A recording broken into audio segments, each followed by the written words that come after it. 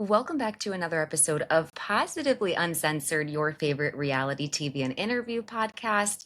Today, I am so excited because I am joined by somebody who I have enjoyed her content from afar for so long. I find myself clicking repost, retweet, like, comment. I'm always replying to things. So, welcome to the show, Echo from Echo Does Radio. Hi, thank you. I'm so flattered. I am a small creator, so that means a lot coming from you. Oh, you are absolutely one of my favorite accounts. You and The Collectress are some of my favorite accounts that I go to on a frequent basis. If you've never seen The Collectress's posts, she's not reality TV, but she's somehow always hitting on something in tandem that goes with something happening on reality Oh, TV okay. that week. For sure. I'll check her out. Yeah, so I love following you.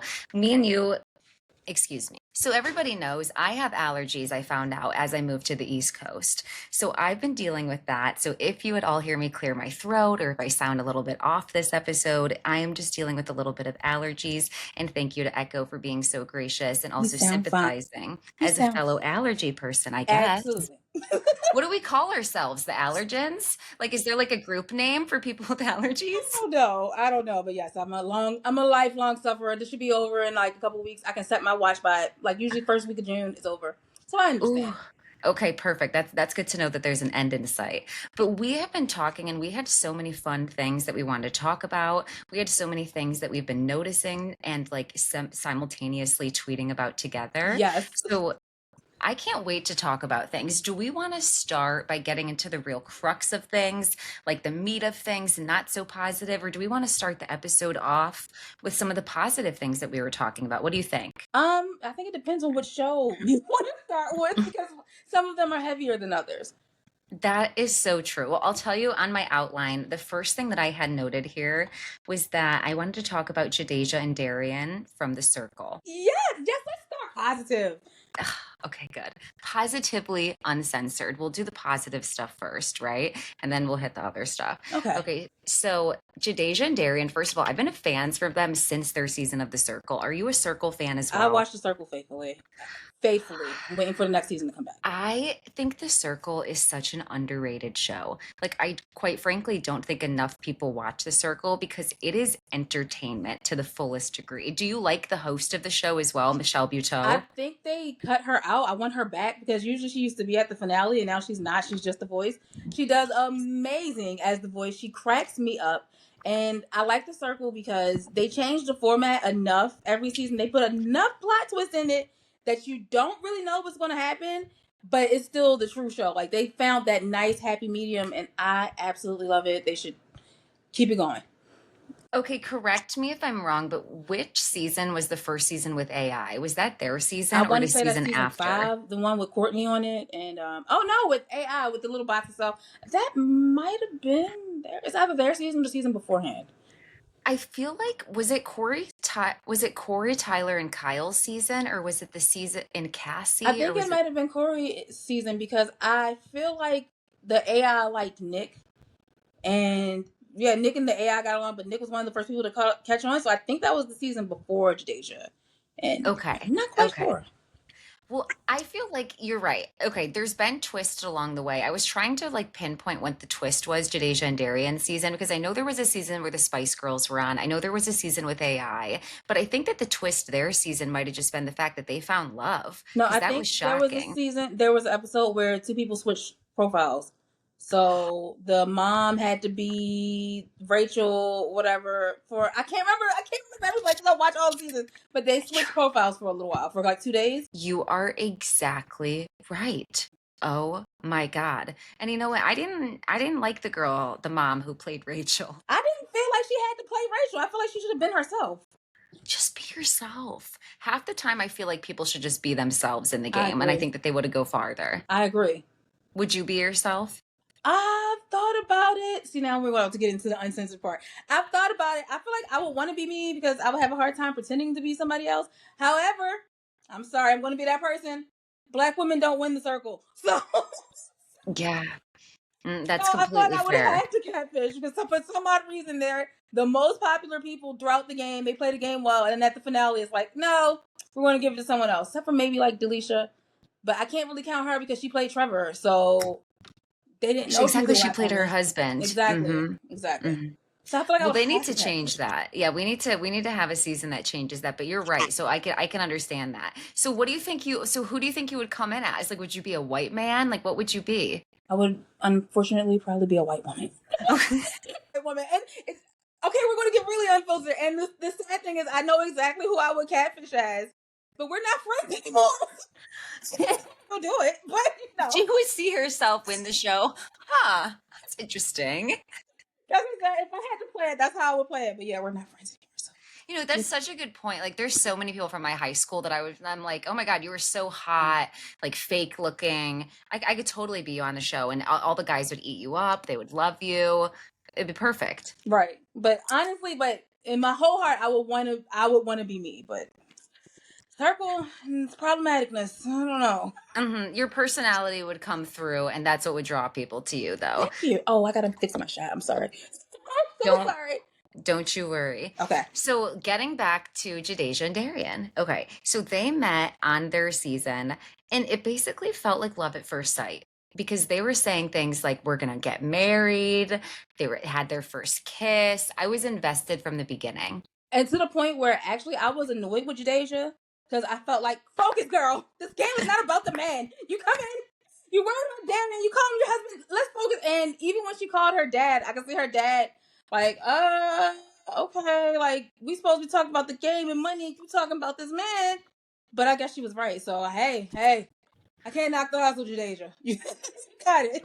The fact that I think somebody asked Darien, like, how long have you been in Houston? And he said a year, and it had been like a year since the show was over. Like, I think as soon as the show was over, it was like they were connected at the hip. Actually, I know they were because I remember sitting in on Darien and Jadejha's like TikTok lives. Right. And they would be from different angles. And then one of them would be like, are you ready for breakfast? And like you would hear it. And then they would get off like 5 minutes later. So yeah, they've been like connected at the hip since the beginning. I'm invested. They just got married. What were you about to say? I found out on TikTok too. They did a live, but this time they were like in the bed together. So when I locked in, I was like, oh, as a matter of fact, Darien read my comment because I was like, oh, this is a plot twist. They didn't waste no time. So yeah, that's how I found out too. I'm like, okay, here's what we'll get into. First of all, this should have been televised. They just got married. Their wedding should have been a Netflix special. Period. Circle of Love. No, full circle. I don't know how, like, unless Netflix is just trying to tease us or something like that, but I feel like even that would be a fumble. Like, let's say y'all filmed it and you just haven't told us. No, capitalize on it. I just don't know in what world Netflix didn't film, didn't do a special, didn't do before the wedding. I don't understand. I would rather see that than the whole what is it, after the pods, whatever that they do. Yes. I would rather see Jadejha and Darien's wedding. 100%. And Jadejha was actually in my comments and said as well, don't quote me on the exact verbiage, but I think she said it was never an option to do a Netflix special. And I was like, and why not? Not to mention that even before they got together, they were like two of my favorite people on that cast. Like, so what do you? The only people I remember from their season, literally, as I was looking at their wedding photos, I was like, oh, like you guys. Oh, but you know what? Actually, I do remember Corey Tyler. Wait, no, no, Corey Tyler's the season beforehand. They have Garrett, they have Kay Fern, they have the girl, I don't even remember her name, that was very, very country, and she was like from Kansas, and she was like really young, and she had 3 kids. And they had another girl, I want to say her name was Savannah, who was like country from Austin, but they got her out there really quickly. She had like a brain surgery, right? That she talked about on the show or something. She was blonde. She was with Kevin. I think that's, oh, maybe. I know they were both blonde, so I get them. They were both blonde, they were both country. So I confused that, but yeah, and then I think that's all. Oh, Madeline, they had the evil girl, the OnlyFans model. Who set them up, who lied on Darien? Yeah, Madeline. Yeah, I remember. Listen, I forgot about Madeline. She gave racist Kurt Connell 2.0 Oh, okay. as soon as I saw her. Said it. Thank you. No, there's a moment she told her fan, like, remember I used to have these problems in middle school? I was like, oh, no, you know what? It's you. It's definitely you. Mm-hmm. And I remember her like yelling, like I remember she just like she was like very hype over the smallest things, Madeline in the game. Hmm. Fuck you, Madeline. She did lie on Darien. If I were to rewatch that season, I would dislike Madeline all over again. Because she was And yelling at her TV like, "Oh, I need y'all to catch on. Why can't y'all catch on?" And she's like, "Oh yeah, I lied." Like, yeah, you're lying so much, you're starting to believe your own lies. Like, yeah, yeah, she definitely gave. that's scary. That Yeah, scares me when people have lied that much that they genuinely believe the things that they're saying. yeah. Okay, so continuing on, at their wedding though, this is what confused me. So QT was there, so they must be friends independently because she wasn't on their season, but she was Oh, at the wedding, right? wait, was she? Was Miles there with her? Oh, did QT and Miles work? Okay, that nothing ever happened there. Can confirm, I don't think anything ever happened. Now I'm getting my phone because I'm like, did I imagine Corey Tyler going to this wedding? I Oh don't my think I god, did. Oh my gosh, Brandon. I forgot about Brandon. was he on their season? I have no idea. He Huh, catfished, didn't he? he did. Okay, this guy, I loathed him. Jordan. Oh, okay. Jordan's from QT season. I hated him, and it's so funny because he kind of reminds me of Garrett. I feel like they went for the same archetype. Garrett on Jadejha and Darien season. So when Garrett came in, Garrett was the gay guy, looks kind of like Jordan. He was by himself. He was like, "Oh, I moved to Dubai, so I'm really lonely." But him and Jadejha became friends immediately. I need to look up who Garrett is because I am like only picturing Jordan. Hold on. Right, of course you did. But because of that, because of Jordan, I thought Garrett was going to play the game the same way as Jordan because they remind me so much of each other. But Garrett surprised me. He was amazing. I was like, "Oh my god, I would be friends with Garrett in real life." He was just so sweet. Oh yes, I think him and Jadejha are really good He friends was at the actually. wedding. He was at the He wedding. was at the wedding as well. Mm-hmm. You are 100% right. Okay, so it was QT, it was Brandon Baker, it was Courtney, it was why does this keep Xing out? Courtney, the male Courtney, correct? Male Courtney, Okay, love him. Lauren the gamer. Okay, all right, okay. I remember her. I don't remember this guy. What's his name? It doesn't say. I think his name was Daniel. Like I think it was either Daniel or David, but I don't remember him in the slightest. Um, Okay. and I also, it's funny, I don't remember who Brandon catfished as. I don't either. I think it was a woman, It but definitely was a I'm woman. not sure. Huh. Huh. It's so funny how that all starts to blur together. But those was everybody who was invited. How interesting that now that we're reflecting on it, a lot of people from her season actually weren't there. It was like people from other seasons who were there. I From was surprised they invited K Fern because K Fern kind of turned on them at the end. Definitely threw Darien under the bus, but I guess they became friends in real life. We saw them become kind of be really friendly at the finale, so I was surprised they kept it going. But yeah, K Fern got an invite. Good. Can I just say that I saw a video of K Fern dancing on the dance floor and I Saw thought, that. oh my God, he is the typical white man that like takes up all this space at like clearly like he'll be in a black space, not very many white people there, and he'll take up enough room that it's as if 30 white people are there. I was watching him and I was like, wow. And then he even got in. I was like, what's happening? I thought for a second that maybe he was one of Darien's groomsmen I because thought so too. the groomsmen were clearly doing the squat for the picture. He's in the side. I'm like, what is I think happening? he posted something like, "Oh, y'all are thinking I wasn't invited, but I'm in it." But when I looked at the pictures, he didn't have the same jackets and stuff as the groommen. So I'm like, "Were you in it? What is happening? And when did y'all come close enough to be a groomsman? Wait, you're not in it." Very confused. Don't know what he's trying to get. Whatever. Okay, so I'm glad that we both noticed that because I also looked at the jackets and I'm like, loser, you're trying to infiltrate the group. That's always like, what are we doing? This is not adding up. I've never seen a suit coat and at a wedding the color that Darien did. I thought it was spectacular. I I was surprised by the yellow and green combo, but it worked, and I'm guessing a nod to his friend. I really don't know, but it worked. Hey, that was the first time I found out that Jadejha was even in a sorority. I didn't know she was a Zeta. I don't know how that didn't come up on the show, but hey, I was like, oh, look, surprise, surprise. It was nice. I love Surprise, everything. surprise. So yeah, I'm living for that. I will say this for all my listeners, something fun to keep your fingers crossed for is I have been in conversation with Jadejha and Darien because I have been a fan I for a would, long time, I and I would think I too. would like to interview them. I'd be in the comments. You can count on me. I'll be there. Okay. So yeah, basically, if you have questions about their wedding day, if you have questions about what they did for their honeymoon, if you just have questions in general, start to send them my way as I get this set up because I'm like kind of dying. I want to be their first interview as a married couple. It's Holt now, right? I think it said Yes. have into Happens a Holt. whole, yes. Which is funny because in the vein of reality TV, that last name is also the villain's last name on Love and Marriage Huntsville. Hate that show, but you know, it's just like it's very triggering. Like, why would you be a Holt of all the people? I hope y'all aren't related. I pray they aren't related. But yeah. Well, what is it? Wait, hold on. What is it called? Love and Marriage Huntsville? No, no, no. Oh, don't Holt your breath. You know what I mean? I was like, what's that saying? Like, I I had something think funny to Darren's say. from Alabama, Mississippi. I'm not going to act like I know.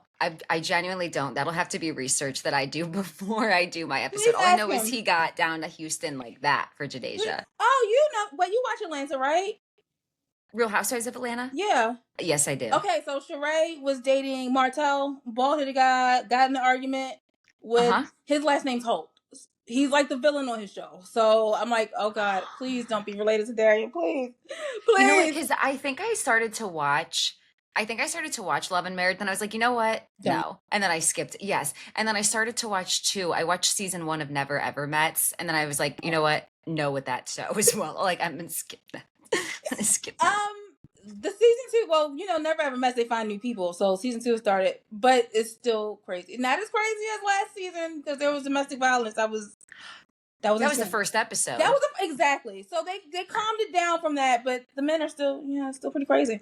I've been watching from afar because here's the thing. I don't have any apps like really downloaded. So I'm watching through YouTube when people post the episodes. So I got as far as episode 4 this season and then like nobody posted anything. So that's where I got to. But I'll tell you this. I think his name was Ivan or Ivor. I was sort of side-eyeing him. I don't know if you watched this The season. one with the long locks. Yes. And I think got it's in Irvin. Uh-huh. Yes, you are correct to side eye him. I liked him at first. Like I was Me like, too. oh, of the guys in the house, I would go for him. But Me like too. by the second episode, because I was watching it in pieces as well, I was like, oh, let me catch it here and there, here and there. And then by the second episode, he did something where he was disagreeing. His girl's Alicia, and he was telling her like, oh, just don't say nothing, just don't say anything. I need to. That's where he lost me. And if you stick with it, you will see your instinct was right. And yeah. You'll see. I think she wanted space or something to calm down, and like he didn't like that he or something. was out in the living room talking about her, and she came back like, "Why are you talking about me?" That's what he want. Yeah, that's where he lost me. And I was like, don't like it. And then, sure enough, maybe 3 episodes later, I was like, I knew it. I saw you. And I didn't want to make any judgments on Kiki, but I was like, I hope she's okay with her drinking. Nope. I'm not Team Kiki. Kiki, if you're watching it, leave that man alone. Leave that man alone. You're not happy, sis. It's okay. At first, I was on her side because I was like, why is he being controlling about the drinking? It seemed like he was like, me too. I was like, that is a small pour. Yes, right. But as a panda, I was like, no, Kiki, you're a functioning alcoholic. Okay. And it's okay. He sees it. We see it. Yeah. That's exactly how I felt. And that, it was just, it was a lot going on. And then too, as soon as everybody was like, I had a baby 3 months ago, and she was like, well, that's okay. I had a baby 6 months ago. I was like, oh my gosh. They are unwell. As a couple, they are totally unwell. And I'm like, where is your baby? Like, what, a month? You're still breast pumping. She's like, I gotta go doesn't even know you yet. And you left for 3 weeks? What are we talking about? Then with them, the question that's bothering me the most, and nobody's asked it. Okay, you have a 6-month-old, the guy. You have a 1-month-old. Where are the other parents?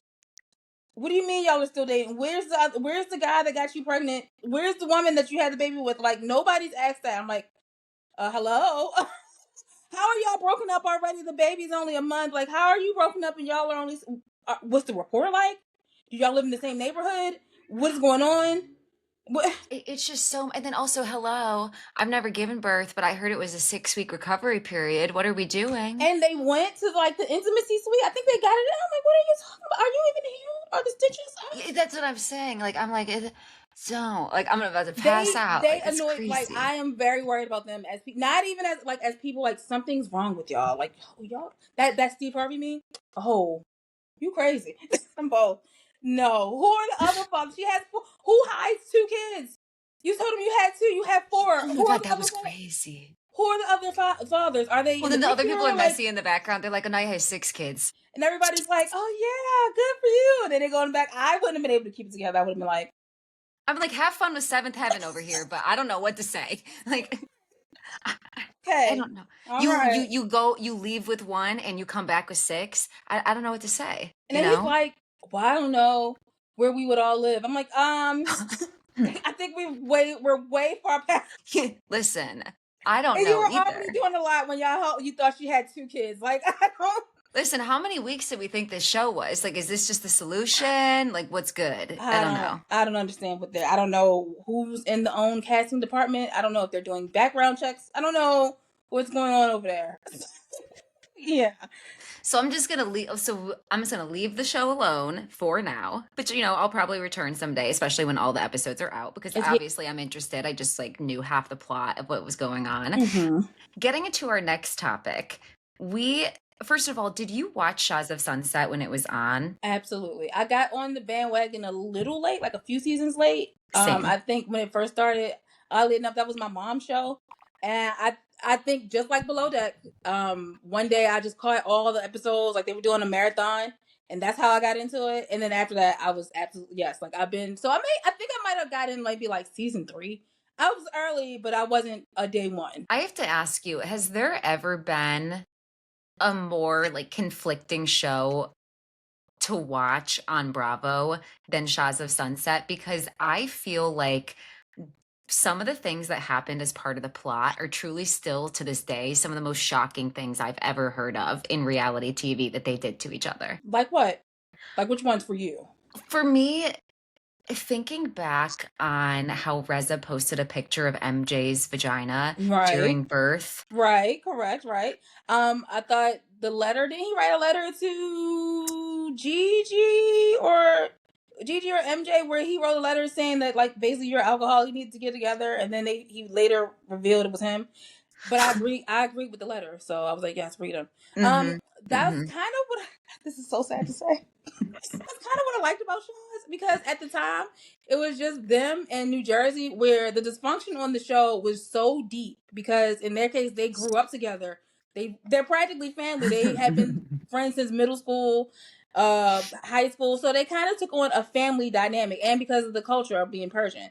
So whenever I watched, I think I used to tweet it like, no, y'all got deep drama. Like this is like layered. It's not like any other show on the network. I feel the same. That's how it felt. Like it feels like, okay, a lot of people meet each other for the first time and have like seen each other maybe in passing once they're cast members now, especially with a lot of the Real Housewives show. Correct. But the fact that they all knew each other, and this was long, deep-rooted beef that goes past years. Right. And even to see like MJ's mom's opinions on Reza that she's probably had since she was in high school. Like all of the lore was so thick. What else was like shocking to me on Shahs of Sunset? Because there was something else where I was like, oh, how do we come? Oh, always thought Mike was a very concerning individual. It's him. Y'all not gonna like me for this. Tommy. I don't. I think Tommy's a red flag to me. But yes, from date, like I always thought Mike was very concerning. Back from when he first started dating Jessica, I just 100%. And then the way Jessica left, they got divorced in like what, a year or two, and we never heard from her. Like she didn't tell any story. She got out of there. It wasn't like, oh, we date, or oh, I see her or we film every once in a while. They had that one argument, and then she was out of there, and I thought that was weird. But even with Jessica, it seemed like he liked her, but he was trying to mold her to be something that she wasn't. And she very quickly started taking on his problems and blaming the group for things that he was doing. Oh, why would you say that as his friend?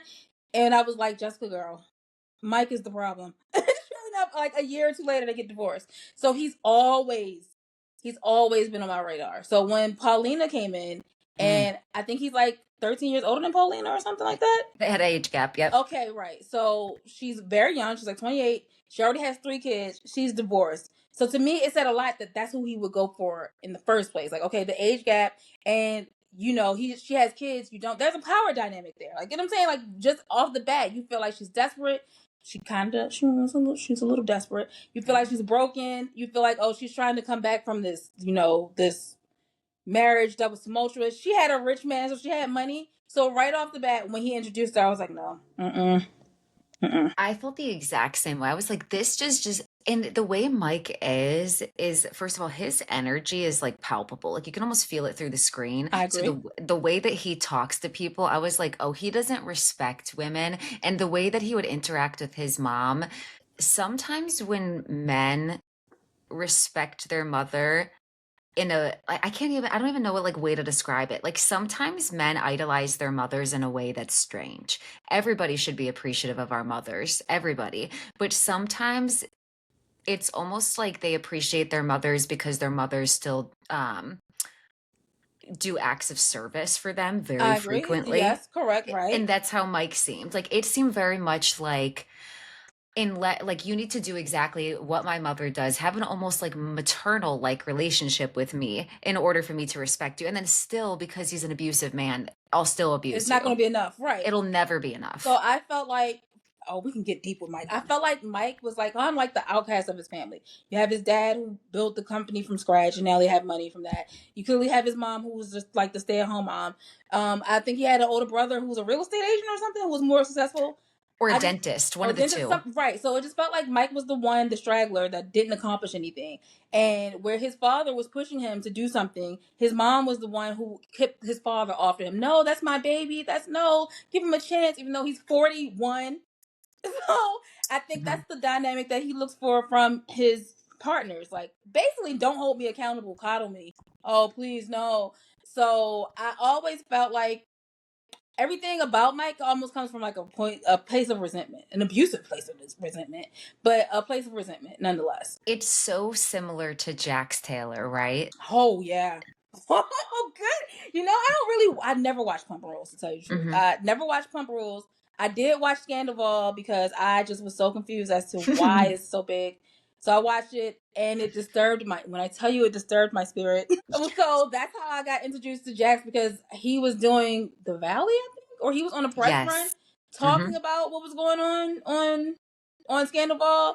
So when I would catch little things about like little things from The Valley or old things from Vanderpump, or when people would tweet me, filling me in, I'm like, can Jax even talk? What are we doing now? And now I use The Valley as background noise all the time. It's perfect. I know that's chaotic. So from what I've seen from Jax, I am like, it literally makes me uncomfortable. It's very disturbing. He is just such a like wound up individual who's like has like a very contrarian personality. Like half the things he says is like out of spite about something, deep resentment issues. The way that in like one of the episodes of The Valley, he said that if he went to therapy, his dad would like turn over in his grave, to me was like very telling. Oh, my, it's like you're in my mind. Okay, so I caught that. And I also caught, you know how they do those random marathons? I caught the old episode of Vanderpump Rules where his dad had just died. And he was like all remorseful and sad. He's like, oh, my dad's here. So then to see in The Valley, he was like, oh, I grew up in a very tumultuous household. My dad yelled all the time. My dad was very angry. But you idolize this guy? Like, to me, that says a lot. Like, you're telling us that he was tumultuous. It was hard to grow up with. It was like, it made you anxious, but you still put this guy on a pedestal. I understand that's your father, but at some point you have to like look at it. And even in death, you're still worried about his approval of if you were to go get help and not be angry. Are you hearing the things that you're saying? These are very concerning things.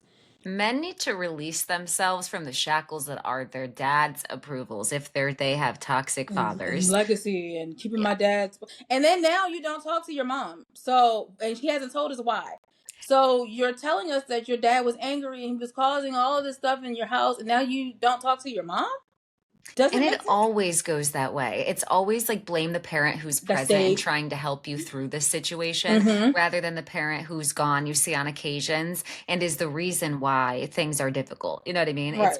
and it's always the mom too. Like it's always the mom. It feels like it's such a deep rooted sense of internalized misogyny. Mm-hmm. And it almost makes me like, this sounds so horrible, but it almost makes me like not want to have children because I'm seriously worried that that would happen to me. You're like pulling the thoughts from my head. Yes, absolutely. And I don't know if I would have the patience for that because I'm like, what do you mean? You? Yeah, but what do Yeah. you mean your whole personality is despite, like if I had a son and his whole personality was despite me and he started with that incel shit or that like MAGA shit, like I genuinely think like I don't know. Like I don't know what my parents would say things like we brought you in this world, we'll take you right out. So like that would come so fast out of my mouth. Like I just don't I definitely don't have the patience for that with men in general, and I just don't know how I'd be able to handle that with my son. And then simultaneously, because of how I feel about men, I simultaneously wonder if I would damage my son by like preemptively saying things that would cause him to hate me. You know what I mean? So I worry about all of it, to be I honest. worry about it 'cause on a personal level. I have a younger brother, so he's Gen Z, and I see how the stuff that he says. Like, I feel like I see the red pill things that he says every here and there, and we argue about it all the time. And he tries to like frame it like, "Oh, it's just a difference of opinion." It's like, no, it's not a difference of opinion. The things that you're saying are harmful, and if they're not harmful yet, they can be harmful. But because he's like young, or because it's cool, and streamers and all that are a big thing, he doesn't see yet. So if I'm frustrated with dealing with it with my brother, I don't know how it would be with the son. Because me and my mom are always on my brother, and he's not getting it. So I don't know. It's a very scary thought. I'm completely with you because it's like you can do so much work in the house and like so much like education and so much understanding. And then it takes 10 minutes of your son hanging out with his friends and being called like, And oh, like you're a YouTube. pussy or you're a loser, Yup. to immediately be like, Mom, fuck what you said. Actually, I'm getting called, or not even address it in like silent resentment building. It's just so unsettling. Or I see a lot of, I feel like, honestly, the stuff, like a lot of projection, like, oh, Jackson's good. The stuff that you're feeling about your father, like your mom, actually belongs to your father. But because of society, it makes you cool if you put it on the women. It's easier if you put it on the women. You'll fit in with your friends if you put it, if your frustration on the women. Secretly, you're also scared of men. We can say that about Jax too. Secretly, you're also scared of your father. Secretly, you're also scared of the volatility that you grew up in. But society doesn't like that. Misogyny, the patriarchy wouldn't want you to be mad at your father. It's not cool. So you can get cool points with your friends online if you just take your frustrations out on women. And I just can't. And I see that in Jax too. And it's gotten to the point too where it's almost like, like we talk more openly about these things, right? And how we see like in the internalized misogyny. And it's like, then you notice that like men are so quickly to like, okay, well, let's develop our own word then. Like, so, okay, then you're being a misandrist. You know what I mean? Like it's so quickly to And try to, yeah, but it's so quickly to try to like reverse a situation that doesn't exist. Like we as women don't hold the same power that a man does. Like it just, like the role reversal in this situation, that's like it's the constant Olympics with men of them like trying to be like, well, we're what if the oppressed roles were too. reversed? The roles are reversed.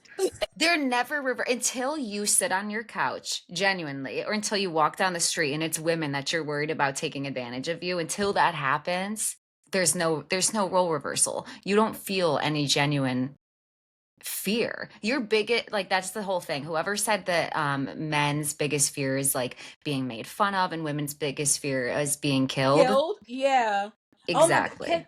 this is your show. So but this ties perfectly into a point that I want to make about the valley. Do I speak? Absolutely, Okay, please. so in the vein of what if the roles are reversed?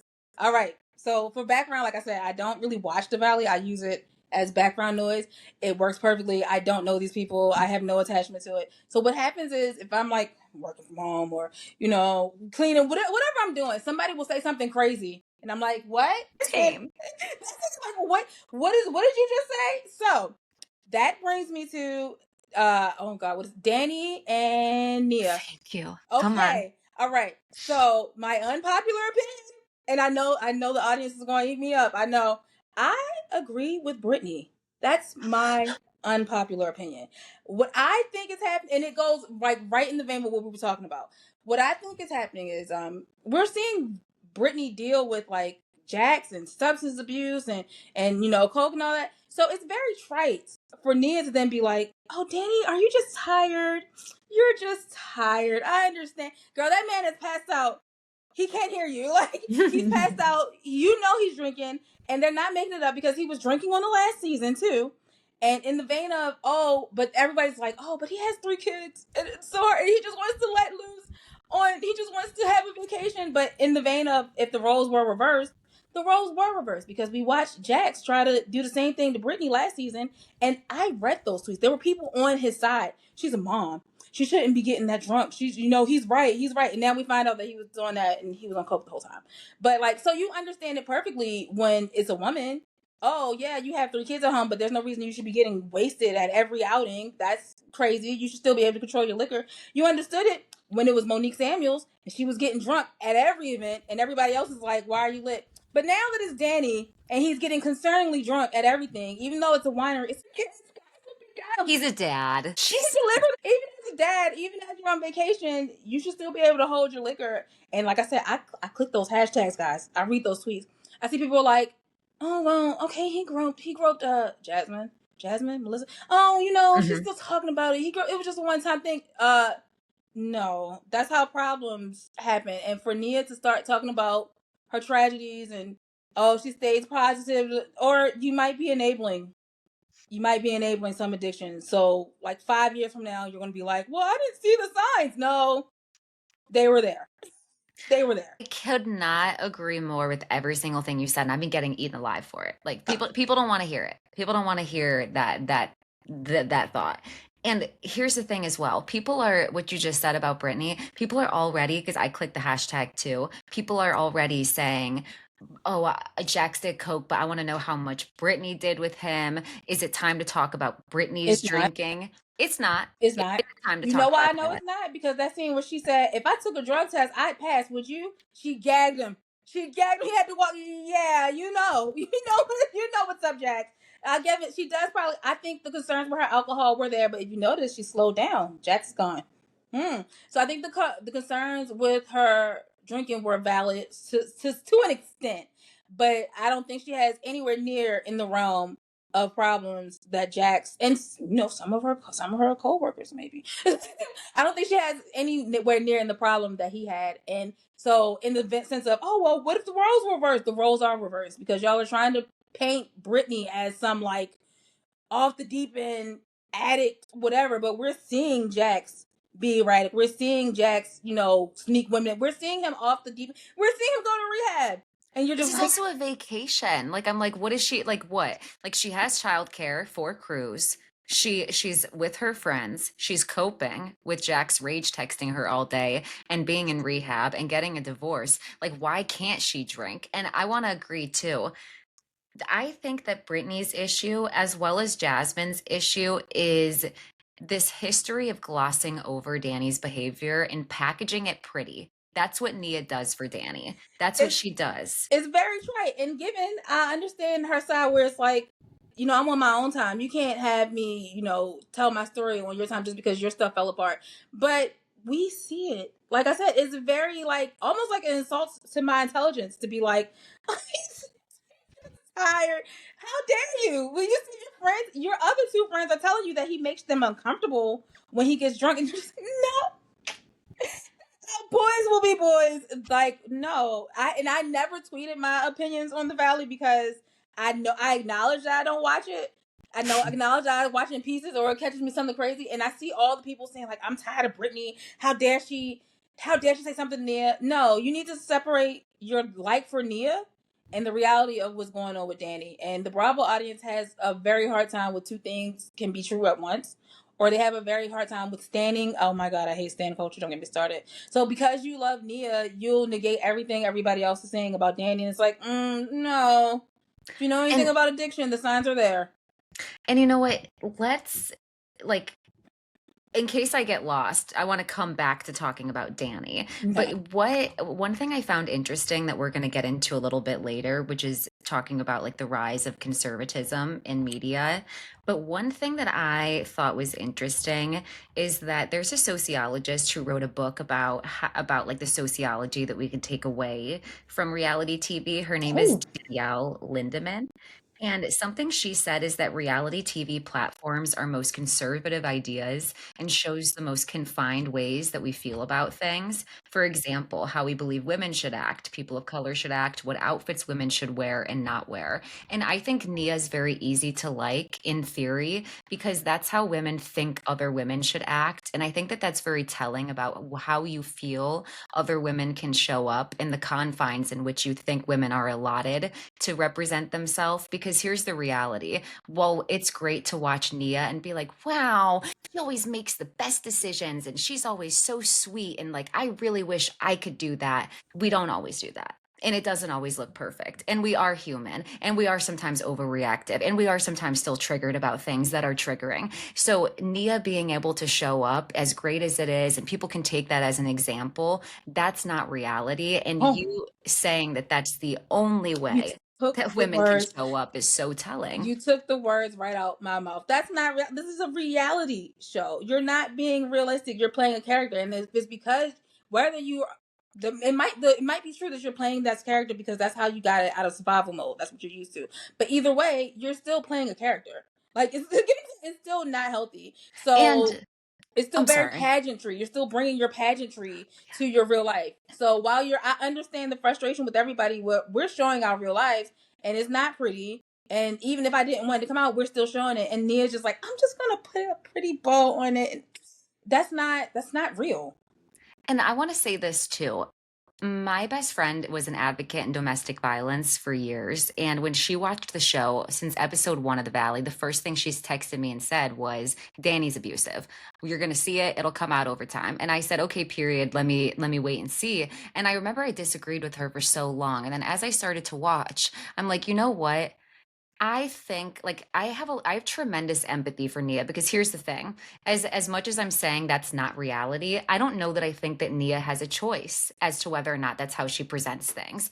I think that Danny Secret Life of Mormon Wives reference for anybody who watches, he really reminds me of Zach from that show.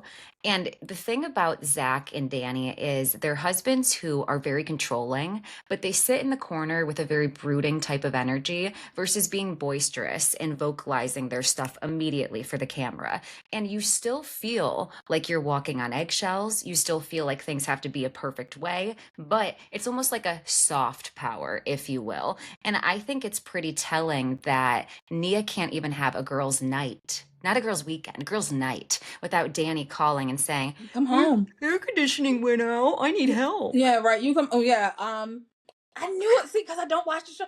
It's something I knew. It's something about him since the first season. Since I used it, something about him does not sit right with me. Maybe it is that he's abusive, but because I don't watch the show enough, I can't say it with confidence. But I'm going to trust in your friend. And honestly, especially if you've been following me, there's never been a case in reality TV where I didn't like somebody and I was wrong. Same. There's never been, oh, I've had a bad feeling. But no, if it's something wrong, I'm going to go with it. And to speak to what you said about, oh, it's like a gentle brooding, but it's still there. The conversation about, oh, if we have another kid, we got to move to the suburbs. And now we found out that they moved to the suburbs. Like, it just seems like, oh, my way of a highway. Like, why can't you? Why? Why do y'all have to move? And I think she said her reason was she didn't like the commute or something along those lines or something. But it's like, oh, forget what you want. Forget your convenience. If And I her want my family life, wasn't there, is what she said. Like, I have no family here. My friends aren't here. My family's not here. And he was like, well, we can't afford to live where you want to live. And it's like, well, then get a fucking loan. Take another voice well, acting gig. I don't don't know. have another kid. Don't pressure her to have another kid if you can't afford the kids that you have. And then you're also putting, if you move to suburbs, she's telling you that her family's here and she needs that, you're putting her in an even more isolating place. But you don't care about that and how it affects her with the kids and actually having the kid. You care about what you want. Like, I guess she wants the kids or whatever. It's just It's very like, seems my way yes. or the highway. And I'm not going to put on Nia and say, you know, I'm not going to say what the situation is, but I'm going to say this. another similarity between Jen and Nia from Secret Life of Mormon Wives and their husbands is it's just convenient to me that every time their mental health is at an all-time low is when they seem to get pregnant again, or every time like potentially they have like a little bit of independence, they seem to get pregnant again. And you know what, if Nia wants to have 4 children, and if she was the one who said to Danny, I want the number 4, I want 4 children, I've always wanted that, then God bless, I'm so happy for them. But if Danny's the one who said I want 4 children, and Nia has then tried to have to pace out at what pace she's going to have these children for him and get it over with, then to me, that's wrong. I That's agree. wrong. I And agree. And mm, it's so very easy for you as the man to be like, oh, we want to have these many kids and live in the suburbs, but you don't really, no matter how you slice it, you don't carry the same weight as the woman. It's just what it is because we live in a patriarchal society. So it's so easy for you to put these parameters on. And I want it to look like this, and I want to live here, and I want to have these many kids. But you're not really. He doesn't seem to care at all, really, considering what that means for your wife, what does that mean for the day to day, what that means in raising the kids, and what does he do? He does voice work, right, or something. So he can do yes. that from home, or he just has. It seems like he has more flexibility than she would with more kids and then living in the suburbs. And you know what? Going back to this, 2 more things. First of all, we've never seen Nia drunk. If Nia doesn't like to drink, I don't blame Oh, her. we I don't haven't. I don't like to drink either. But I think that she always has to watch Danny. And I think she's Right. very used to having to watch Danny. And I think that hearing Jason go on Watch What Happens Live and Andy asking him on a scale of 1 to 10, how dark is Danny when he's drinking? And He Jason said 8. initially saying 9 and then Oh, he going then he went 8. down to 8. I'm He's like, like, oh, it's not like he hasn't killed anyone. I did catch that, and I'm like, hello. So you see it too, but we're all going to act like Brittany and Jasmine are crazy for pointing it out. And they had Brittany made a very good point. You see her on. No, I need you to do this. No, she's scolding Danny, telling him I need you to do this, or bring him to the side to scold him, and then come back. Oh, no, she's girl, like, we you will see not you. talk to your wife that way. No, girl, we see you. So, and what way was he talking to you? And notice that he talks to you like, wait, on the phone where we can't hear you, but then when he shows up on the camera, he's something different. It Yeah, smiles. And yeah, you notice that he's in that 25 to 30 person group chat. I'm concerned about any man who's a part I of that group agree. chat. Because you're trying to play the good guy and telling people, oh, no, he said this horrible thing, but at the end of the day, you're in it. So why And are let you me getting, scroll all the way back. Let me see what you've said because why are you trying and so hard to separate yourself? are you correcting your friends in the group chat? Or are you No. letting it fly? Like, He so are you really that innocent? and we'll end with this on the Valley segment.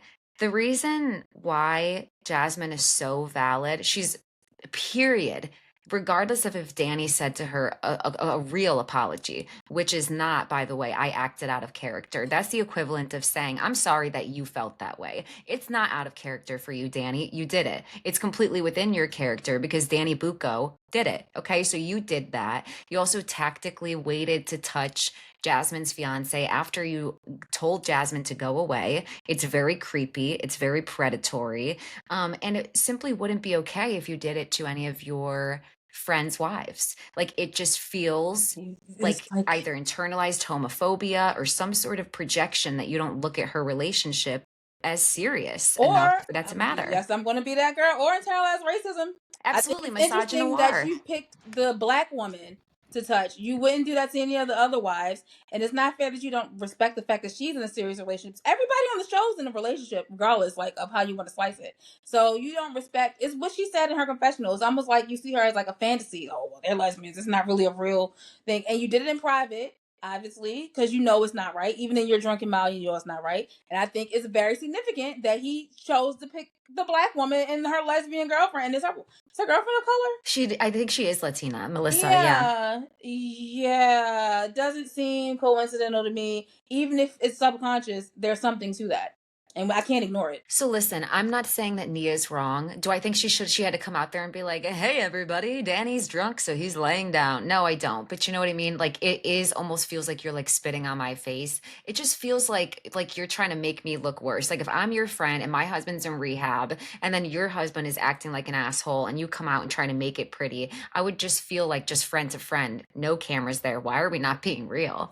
And it also feels like almost like a superiority complex. Like, oh, it's okay for your life to fall apart, but I'm perfect. Like, Right. no, I would never be in the trenches with you guys, like dealing with alcohol and drugs and addiction. It's like, please. It's okay if your stuff is not perfect. So yeah, I understand. Like I said, and I purposely did not tweet it because I know I did not watch it, and I see where the tweets are going. So I clicked the hashtag. I'm like, y'all not gonna eat me up. I did with enough with Atlanta. Like, this is not my show for me to be getting trolled. But yeah, that's what I see. Well, I said it. So if you disagree, but you want to give me some engagement, go to my TikTok. Please like my video, comment, send it to your friends, comment, this is so stupid. I don't know. Like, watch it at least halfway. They're going to tear us up. I see it. I see it now. I already know, but I said what I said, and I think I see it clearer because I have absolutely no emotional attachment to these people. I do not know them, so I'm just like, are y'all blind? I don't either. I have no emotional attachment. I'm like, listen, half of these people I said I never wanted to see on reality TV again. It's a shock that I'm even watching them. You know what I mean? Like it's a because I never thought I would see Kristen back on my TV screen. Gone. Wasn't there a lawsuit? I thought she was in the lawsuit. I thought Stassi was in the lawsuit, and then here she comes back up on Vanderpump Villa. I mean, I don't know. So I didn't think I was ever going to see them. So I think I'm being pretty gracious by even tuning in. And I'll tell you too, the trailer for season 1 of The Valley, I cackled, like bent over, stomach chuckling. Like I thought it looked like the stupidest show ever. So I will say it is giving more than I thought it would. Oh. But I remember thinking this is going to be the stupidest show ever, which brings me to our next segment. What do you think of the 4 shows that Bravo has teased, which is Real Housewives of Rhode Island, Real Housewife, Wife Swap, The Valley Persian Style, and Ladies of London? What do you think about those 4 shows they've announced? Okay, I hope Rhode Island is coming with the stipulation that Jersey's out of here. I don't need Jersey and Rhode Island. I wanted Bravo to pick up another Housewives in another city. I think we're well overdue for that. So I'm very surprised they picked Rhode Island because Rhode Island, and it's because it's so in that same corridor of New York and New Jersey. I thought they were going to do something. I thought they were going for Seattle. That's what the blogs were saying. That's what maybe it's coming later. So I'm very surprised to see they're still in that little North New England corridor. But I'm here for it. Like I'm definitely going to watch. I'll give any Housewives franchise a try. Doesn't mean I'm going to stick with it, New York, but OG New York, not the new one. But I'm especially at this point, since I'm so over Jersey, I'm very excited to see that there's a new city, and I'm definitely going to look. Well, listen, even the last season of New York, it got so dark there at the end. I'm like, you know what? Fine, scrap it. I don't even know what to say. The face is because of Bryn, and if you've been following, if anybody's watching this, I called Bryn out on like the second episode. I swear to God, I knew she was. Listen, camera people. I knew Bryn was a psycho. I called it. People were like, "Oh, you're a hater. Oh, how do you?" I called it. You know what? I'm going to walk you through it. The moment that tipped me off, I was like, "Oh no, this girl is psycho." The moment she got mad at Aaron in the first season of the Christmas dinner about how dare you say I was flirting with your husband, and like somehow did some magic reverse psychology and got Aaron to apologize to her. But the moment that she was blowing up, I'm like, but you did it though. Like only a true psycho who really believes their own lies would be this angry that you're getting caught on something that you absolutely did. And then add to it that it's on camera, so it's going to come out. You absolutely said those things. That was it. I was like, no, nope. I really wanted to like Bryn. I really did. I really wanted to like Bryn, but it's just like, you know what? You know what it was for me that first started the side? It was just like the over sexual jokes. Yeah. And like I get it. Like from like a standpoint of like, okay, I understand that like sometimes people who have survived sexual trauma, like you go in the opposite way. Yes, absolutely. I get that. But it was like how she treated Jenna that was like very strange. And not even a Jenna stan. Like I wasn't even like, oh, I love Jenna. Like no, but like it just felt like queer baiting. It felt weird. It felt like mean after a while. Like it was like, what did Jenna catch's feelings for you? Like what is happening at this point? Like why are you so obsessed with her? And it was that, and then obviously by the second season, I just didn't like how she was interacting with Uba for a while before that happened. So I wasn't shocked. Absolutely same. I agree with everything you said, and like you said, sexual jokes. Okay, I get it. You can go that way, but hers would go way too far. And there's a point where she shows Jessel her vagina in the lingerie store. I'm like, hello, we are still. Nonetheless, that we're on camera and there's a whole production crew that we can't see. You are still out in public in the store and you just flashed your friend your vagina. Like, it was way too far. Like it was way too far. Early on, I called it. I knew that lady was a psycho. And yes, the undertones with Uber were always there, and it's like she ramped it up season 2. So by the time I wasn't surprised. I was surprised at how dark it got, but I knew something was going to happen with And I Uber. side-eyed her friendship with Aaron. I remember being like that. I remember I didn't like Aaron, and I side-eyed her being such close friends with Aaron. Okay, so clearly the undertone of misogyny is there. Clearly, it's something to be said that Aaron always found Bryn more credible than Uber. It drove me absolutely insane. And I feel like Bryn purposely attached herself to Aaron because she wants that proximity, and because Aaron has the life that she wants the most and the husband that she is most attracted to. So, and it's almost like she was like trying to achieve, well, successfully for the most part until the end. It was like she was trying to achieve like this Stockholm syndrome thing with Aaron, and like they all hate you, but me, I'm your only friend. And I think I tweeted this maybe season 1 or season 2. It seemed like she was purposely trying to cause discord amongst the group with each other, but then make them feel like I'm your only friend. So I think the well, clearly as we saw play out, the goal was to then get them to isolate Oba and then probably Jessel next. But I definitely feel like she was trying to do some weird, like, reverse psychology. She told everybody's business. She tried to cause strife between people. It felt very like the producers love me. You know what I mean? Like it felt like very I'm in the producer's pocket. That's what it felt like to That's me. true. Everybody who would hate me? Yeah, it's very dark. Very Yes. dark, but it definitely feel like nobody could hate me. I could do whatever I want, and I'm going to turn everybody against you, and I'm going to make you all feel like I'm the only savior in this. Very, very dark. And I Saw her think coming. she thought she was going to come across and be a fan favorite. Like when Oh she yeah, said like something something but I'll bang your dad. Like I was like, "Oh, she thinks that like that like really resonated with a lot of people." You it know what I worked for a mean? little while. It It worked did. for season 1. People loved it, and I was no, I was I stood firm. I was like, no, absolutely not. You could never get me to like her. In fact, I almost abandoned the show because of her. Before we got to the finale with Ub and all that, I was like, I can't take. If we can get rid of her, we could do like so much more. I almost left. Well, you have to trust your gut. Maybe I'll call you before the Super Bowl this year and I'll be like, "Who do you think's going to win?" Like just who What do if you have a she's feeling? gonna Like win? first feeling you have. Oh man. Okay, so do we want to talk about I only have a few more minutes that we can spend Oh, I'm together. sorry. So I'm sorry. I'll oh, be talking.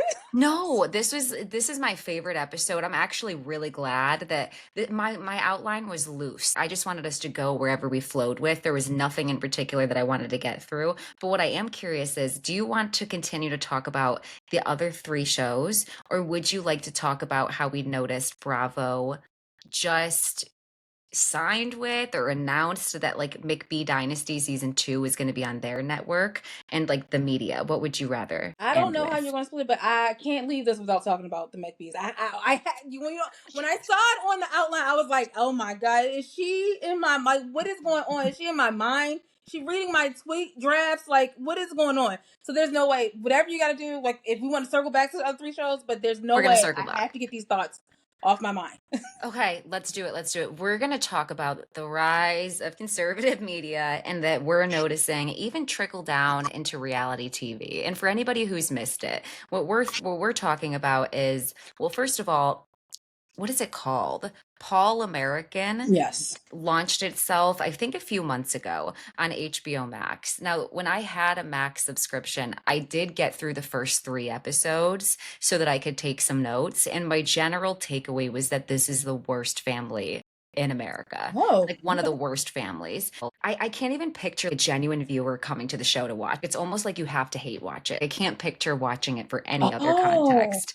Now, McBee Dynasty is the other series we're going to talk about, which just got, we'll say, signed to Bravo because I'll say season 1, promoted. Promoted yes, to Bravo promoted to Bravo. No, but really, because it was literally just on streaming on Peacock. Peacock. Yeah, It I got feel like promoted. Peacock is like their G League. Like we're gonna try you out over here, and then we'll bring you up to the big leagues. That's what it is. And so it got promoted. You're right. That's a perfect term to Bravo. And McBee Dynasty is a show about the McBees. And the funny thing is, I only started watching this show because there was a show I watched called Joe Millionaire. And on that season, Stephen McBee was the millionaire. That's how he met his girlfriend, Calla, who's on the show with him. She won Lord. Who Wants to Be a Millionaire. What is it called? Joe Joe Millionaire. Millionaire. She won that show. They've been together ever since. Basically, that's how I met Steven. He came on McBee Dynasty. I watched the first season. After watching the season, I found out that Steven's family was in deep with like Ron DeSantis. And so like that was like the shock. Oh, see, you know all the lore. It's deeper than I thought. I was like, oh wow, I feel like I'm going to hate the show. I see where it's going, and then what do you know? It's exactly what I thought on both sides. To speak to both, because I feel like both Bravo and HBO Max are doing the same thing. It's a choice. It's definitely a choice for HBO Max to cancel The Sweet Life, which I loved. Oh my God, Sweet Life. Please, somebody pick it up. To cancel Sweet Life, to cancel Legendary, to cancel Rap Shit, even though that wasn't real reality, and then bring on Paul American. You had Sweet Life and you bring Paul American, and then in Bravo's case, to get rid of Summer House Envy, to get rid of Family Karma, but we get the McBees on the platform. Like we get McBees on Bravo instead of leaving them on Peacock. It's a choice. Whether they want to say it or not, whether they want to acknowledge it or not, whether if they want to play we just want to get that sector of audience. We want to get both sides. I hate that because Bravo has never been like how many rumors have we heard that somebody got kicked off of a show because they were super conservative, super Trumpies, that something racist or whatever like that. And if you even look back into what Bravo started, they were like the arts channel inside the actor studio, Queer Eye. So Bravo has never felt the need to grab that segment of the audience. So it's a choice that you're platforming these people now. It's just like, okay, what do we like? You know what I'm saying? Like, oh, you're trying to. It's almost like, oh, if you can't beat them, join them. That's what it feels like to me. And I feel like HBO's was a little bit more obvious when they came in and wiped out all of the black shows. But like, yeah, it's the same thing. It's a choice, and I can't ignore the choice, especially as much as I love Summer House and Martha's Vineyard, and I can't see them. But we're gonna get the McBees. I don't care. Who are these people? Exactly. You're going to cancel Real Housewives of Dubai. You're going to cancel, like you said, Family Karma. You're going to cancel Summer House Martha's Vineyard, and you're going to give us this. And it makes me wonder, have the networks always had these values and had to hold off on it? And now they have the opportunity to finally platform them, or is it very much just joining what because we've heard people say like this isn't new, like on TikTok people have been talking about, like influencers have come out and been like, like since Trump took presidency, there are brands who are working with and like ending their partnerships with like progressive influencers, creators, and starting to give partnerships to conservative. Alex Earl was just announced on Dancing with the Stars the next season. That's a perfect example. Like it's like now they are now platforming conservative people, and it's like that shows where brands are putting their money. It shows what we're going to be getting from the output, and it's almost impossible to feel like as this happens, it won't have a negative effect with even more people having access to these things. And it's starting off as like I always say that Trump became president because of memes. I always say this. And it's like inserting a harmful idea by way of comedy is dangerous. It like still so normalizes the harmful idea. Absolutely. So like even just tuning into stream, like I tune in so that I can critique it and give my commentary. You know what I mean? But like not everybody has the ability to do that. Sometimes watching something can quickly turn into, well, I actually agree with them, sort of. Exactly, and that's what they want. And I feel like it gets to a point where, like, I feel like we're not in a time where we can just be like, oh, it's different. If it's difference in political beliefs, oh, it's nothing. Like, no, we're at a way extreme. So, like, when you normalize these beliefs, whether it be via meme or reality show, it goes left really quickly, and that's how it's supposed to be intended. I think at some point things should get so extreme that you have to put your foot down. Like, no, we can't platform this. And that brings me to a point I wanted to make. I feel like for liberal media, Bravo, it was a great example. I feel like it always falls on liberal media to be like, oh, we have to represent both sides. Oh, we have to we have to give them a point.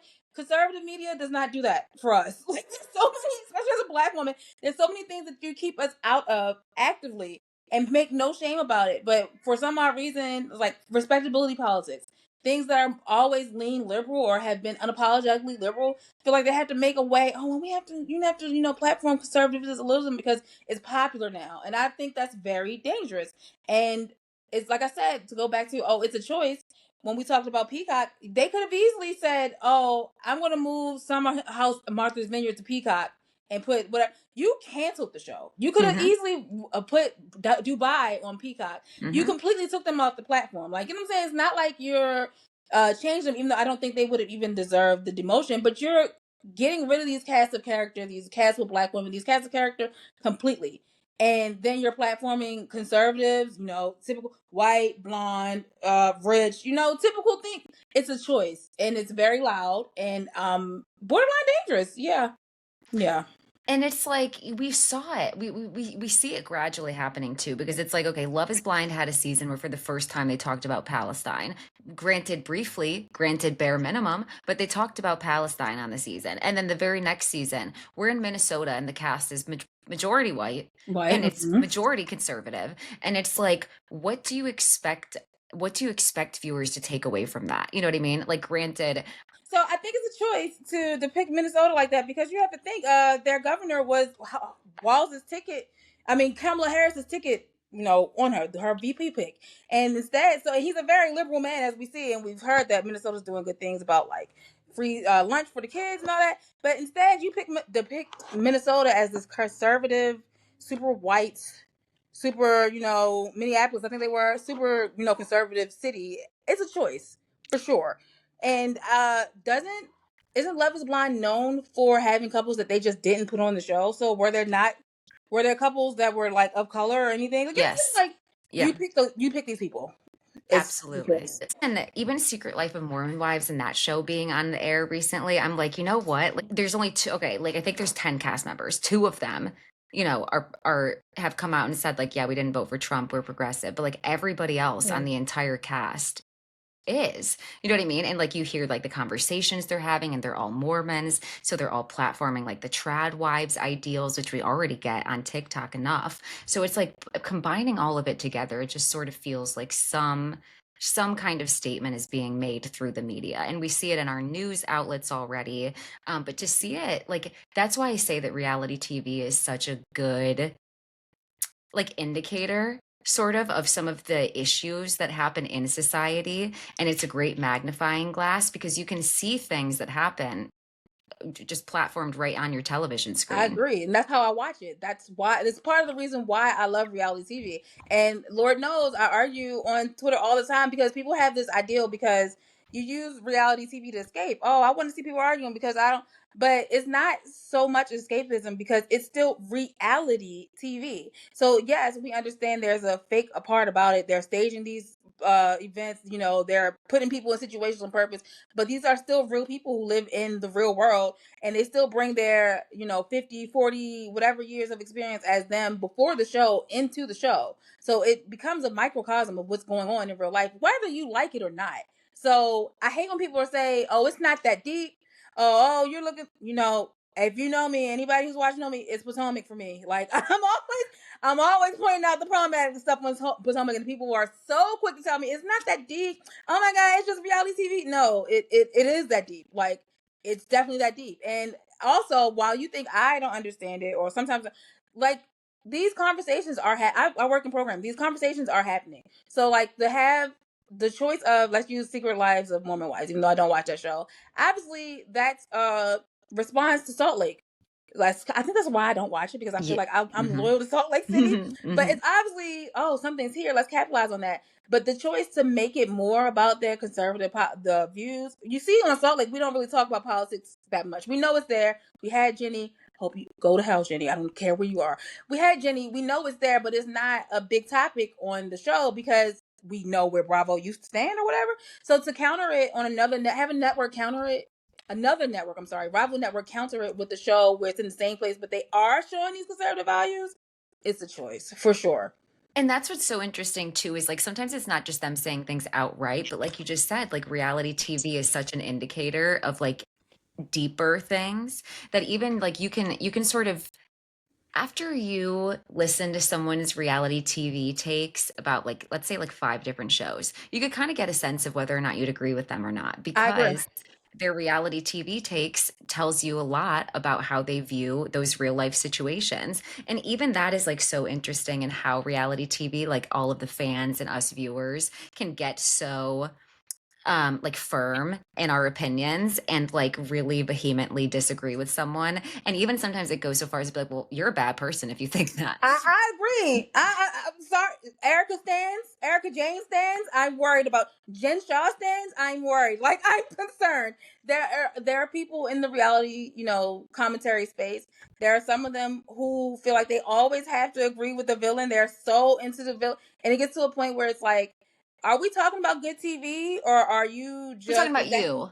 Yes, exactly. And me personally, Do you feel represented with the person who you're trying to why do stick you up align for? with that on every? Yes, exactly. And me personally, I don't really identify with the villains. I Mhm. understand their need on each show. I understand why, but I always feel like I didn't like they don't speak to my spirit. But I also on any show feel like there's a point where being a villain goes too far. Like it's a point where it's like we're talking about real life consequences. We're talking about real life stuff. It's not iconic. It's not like this is weird. So when the people are like always with them, Monica stands. Yeah, it gets to a point where it's like I'm starting to worry about you. So yes, I 100% agree. And last thing, we kind of talked about it. I use reality TV because it sharpens my discernment. Because in real life, I'm a Libra, like so. I always have my stances, but like I'm like, oh, I'm giving the benefit of the doubt, or oh, maybe it's not that bad, and I always end up being right in the first place. So when I watch reality TV and I'm getting that vibe from somebody or everything, if I can stand on it, if I can recognize it fast, quick, fast, and in a hurry, it's like, oh yeah, I'm getting good. Like I'm getting good. So yeah. And I think people who watch reality TV, I think they've even said this in an article, have higher emotional intelligence I because see you're that. able to spot those similar like situations like we were just talking about. I agree. Well, I'll have to bring you back to this again. This was so much fun. I had so much fun. Before we get up, I can't believe your stances on the Valley. I'm so relieved. I don't think you've been tweeting about the Valley that much. I So haven't. I'm so surprised. I've been holding that in. I think Mm. I tweeted the other day, like, I'm watching the Valley, and if I speak, I like it. So to find out that you're right with me is like, oh my God, it's so relieving. I can't believe it. It's not to like bring this up, but it's like sort of like when people talk about like the Johnny Depp Amber Heard thing. Like I'm so reluctant to talk about that with so many people because Please to don't get me me, started. so clear, Amber was He was the cute. more he Yeah, was he the was a more problem. yes. I don't think people use like him as like some champion, like, oh yeah, are we missing that she was abused? Look at Like his teeth.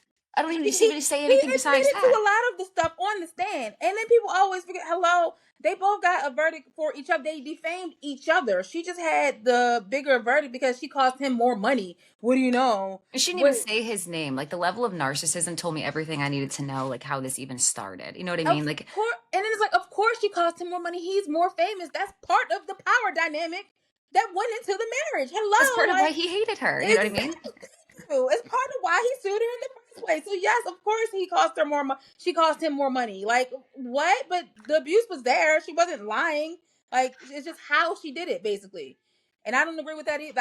I think that verdict was so damaging on so many levels. Like Me too. I just, ugh. So like I said, that's still to this day one of the things where I'm like, can I say this? Because it's still one of those things where so many people do, it's not at all the popular opinion. But I'm okay with that. I'm okay with my platform and using that. The popular opinion is not, or I mean, the right opinion is not always the popular opinion, and I'm I okay with agree. that. I've been on the unpopular side of things Yeah. often. I get And I've trolled a been lot, unpopular, so but I tweet all the time. My stuff always pans out. I haven't been wrong yet, and I'm also a person where if something's wrong, I can admit it. I can admit to you now that I was a Robin stan for 5 seasons, and I was so badly wrong. Jesus Christ! So I don't have a problem with admitting when I'm wrong, but when I get that feeling, I have not been wrong yet. we So should just pin in your bio on Twitter.